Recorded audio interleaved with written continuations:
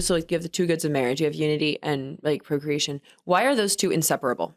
Why can you not have like, I mean, I guess that's kind of, again, like restating this question, but why can you not have the unity without the procreative side of it? Why do you need to have the procreative part in there to have the unity? Well, it goes back to those questions that are answered, they're being asked, and also to the vows. Because again, if the language itself, if what is being expressed here is to, as Gianna expresses to Pietro, that we are going to be, let's just, repeat it, one more time. Hopefully I didn't change my page here. And that is, we will be working with God in creation. In this way, we can give him, God, children who will love and serve him.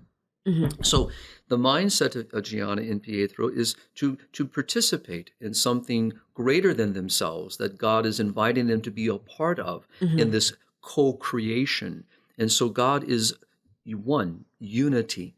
And so it's inseparable, is in the book that I gave you to look at. Yeah. And so but when we try to separate, we literally are, in a sense, divorcing, what the language is saying and what the body is meant to fully express. Which is going back to the whole Gnostic idea that like you can say one thing and mean it like with your soul in a sense, but not with your body. Right. And so when you try to separate those, it doesn't work because we're And- body and- soul and composites. when a person says that I love you, and I don't want to get into do they really mean it. Of course, I can't read a person's intent, but the language is not there. The fullness of that language is there. So it's in a sense, I love you, but not all of you.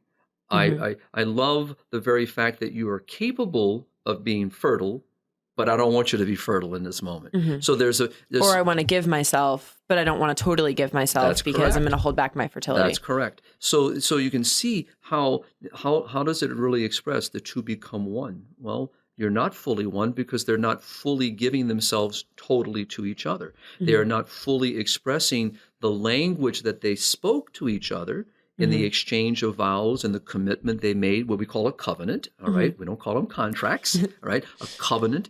And so this covenant speaks of something, not just of the couple, but of their relationship to God, like Gianna and Pietro. Now, Pietro responds. I didn't read his response, but to read his response is quite beautiful to her. And to hear how he himself acknowledges that he too longs to share in this wonderful love that God is permitting them to have with each other. What a beautiful expression of recognizing gift.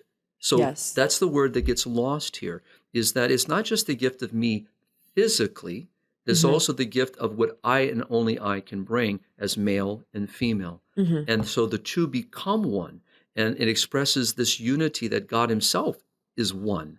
And it expresses that God reveals himself as a God of life.